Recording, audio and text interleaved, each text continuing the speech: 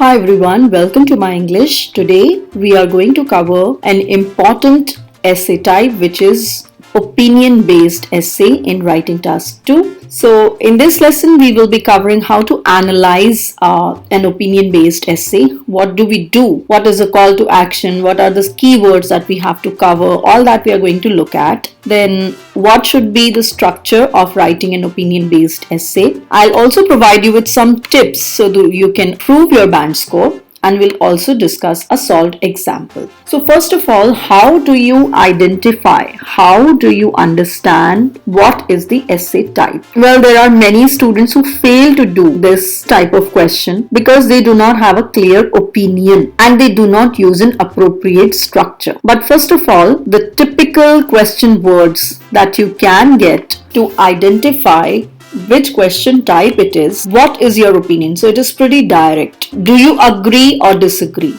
So in this case, you simply have to give your opinion. I feel, I believe, in my opinion.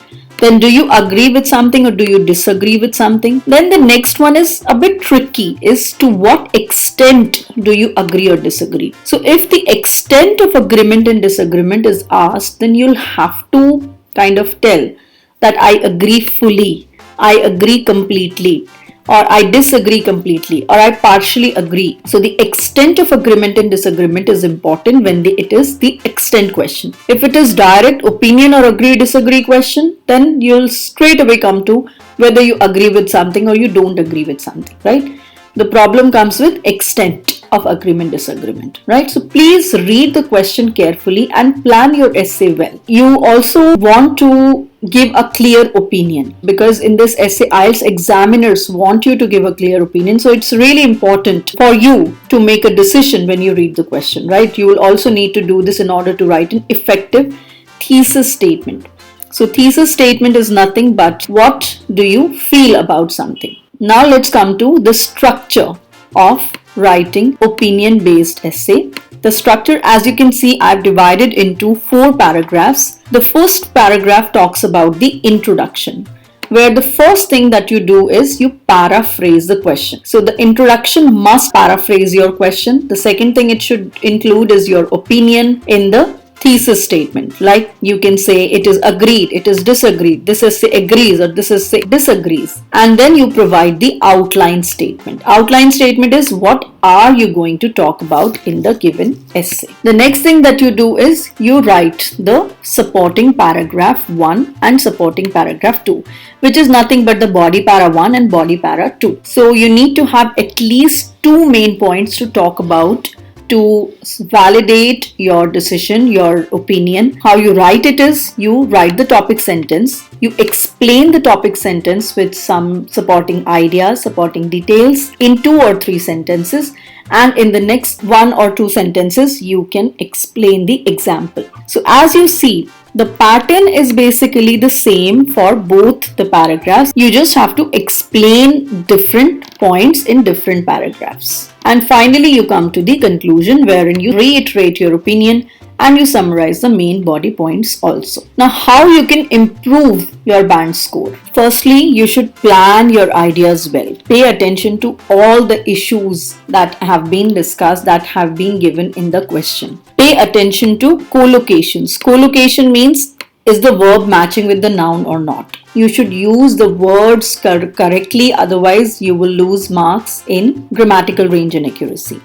Paraphrase carefully to avoid errors. In an attempt to use difficult, complex vocabulary, a lot of students make mistakes while paraphrasing. Don't forget not to change the meaning. Whenever you're paraphrasing, you must always remember that the crux, the meaning of the question statement remains intact. It does not change. Secondly, whatever you're paraphrasing, make sure that even if you replace the question statement with the statement that you have put in, it should make sense. I mean, it can easily fit in the question statement. And finally, you're using the words relevant to the context. Though you're using a range of words and linking words, but it should be relevant as per the context. The spellings have to be correctly written, no informal language.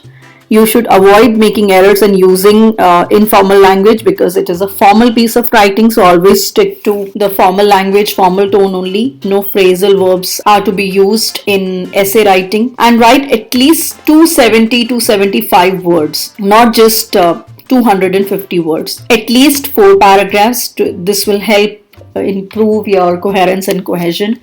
And there should be one central idea in each para. No contradiction of ideas. Use different tenses and a range of sentence structures. Grammatical errors will lower your score. So make sure that you're writing these things correctly. Subject, verb, agreement, tenses, prepositions, articles, and nouns. This is important, and this will actually result in improving your band score by at least 1 band. Let's look at these question statements. First example is, the only way to improve road safety is to give much stricter punishment on driving offences. So it is already giving you the solution. Now, a lot of people feel that this could be a problem solution essay. But yeah, it is improving, but then the question statement is, to what extent do you agree or disagree?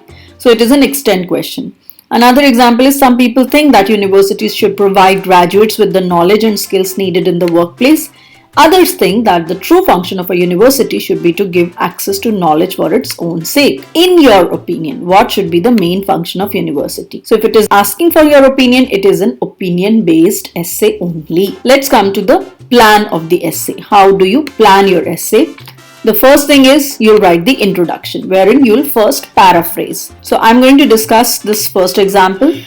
The only way to improve road safety is to give much stricter punishments on driving offences. Think of the words with which you can replace these phrases and words, right, while planning the essay. So you can say stricter punishments are necessary.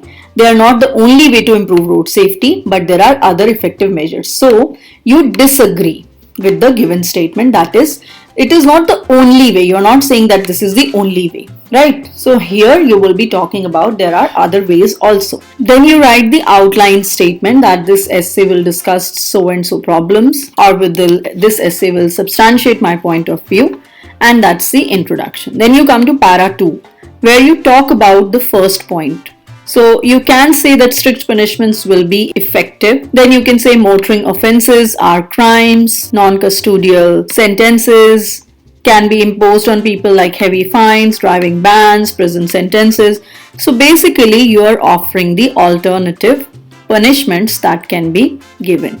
And it is not the only way. Then you talk about some additional measures in para 3, where you can talk about installation of speed cameras, traffic calming, vehicle inspections, and so on, by giving some relevant examples as well. And finally, in the conclusion, you repeat your opinion that harsher penalties and other measures are necessary. Let's come to the actual essay. So the first statement is the paraphrasing. It is true that stricter punishments will deter many motorists from driving dangerously or carelessly on the roads. This is the paraphrasing of it. This is the thesis statement. I strongly disagree. And the same will be discussed. This is the outline part of it. So paraphrasing, thesis, and outline. The 3 requisites of the introduction para are done.